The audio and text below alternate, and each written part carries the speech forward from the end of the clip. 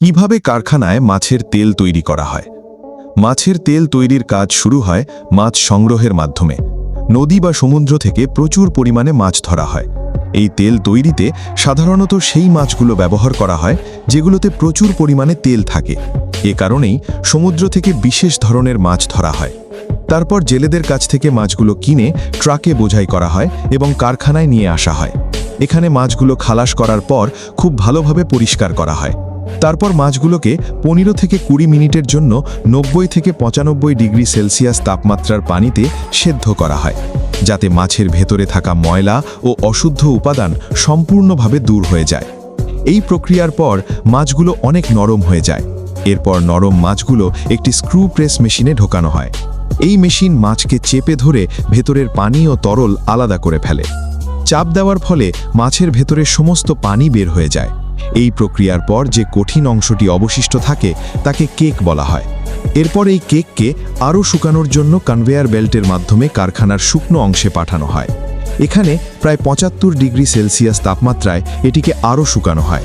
শুকানোর পর মাছের এই শুকনো অংশ একটি গ্রাইন্ডার মেশিনে পাঠানো হয়, যেখানে প্রয়োজন অনুযায়ী এটিকে গুঁড়ো করা হয়। বিভিন্ন প্রক্রিয়ার মধ্য দিয়ে যাওয়ার ফলে এই গুঁড়ো অনেক গরম হয়ে যায়, তাই কিছু সময়ের জন্য এটি ঠান্ডা করার ঘরে রাখা হয়। এরপর এটিকে পরবর্তী অংশে পাঠানো হয়, যেখানে প্রয়োজনীয় ও অপ্রয়োজনীয় কণাগুলো আলাদা করা হয়। এই সময় প্রয়োজনীয় কণাগুলো বিশেষভাবে পরীক্ষা করা হয়। এসব পরীক্ষা শুধুমাত্র অভিজ্ঞ ও দায়িত্বশীল ব্যক্তিরাই করে থাকেন।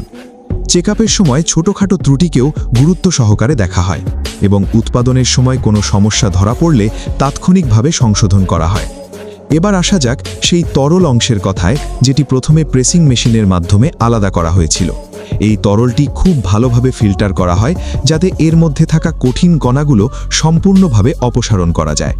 তারপর তরলটি একটি উত্তপ্ত ট্যাঙ্কে এবং পরে একটি সেন্ট্রিফিউজ ট্যাঙ্কে পাঠানো হয়। এখানে তরল থেকে প্রোটিন, পানি এবং তেল আলাদা করা হয়। এই প্রক্রিয়ার পর যে অংশটি পাওয়া যায় তাতে প্রায় 35 থেকে 40% প্রোটিন থাকে।